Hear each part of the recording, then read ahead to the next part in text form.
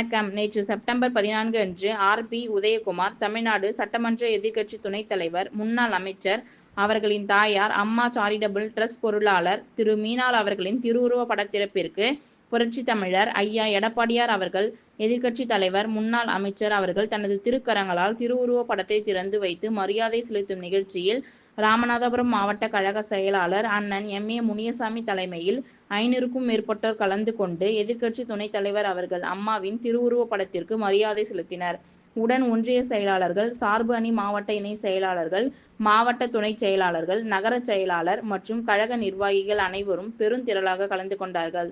Red news Tamil செய்திக்காக Ramanathapuram மாவட்ட செய்தியாளர் J. David Pratap Singh. செய்திகளை உடனுக்குடன் தெரிந்து கொள்ள ரெட் நியூஸ் தமிழ் சேனலை சப்ஸ்கிரைப் செய்யவும்.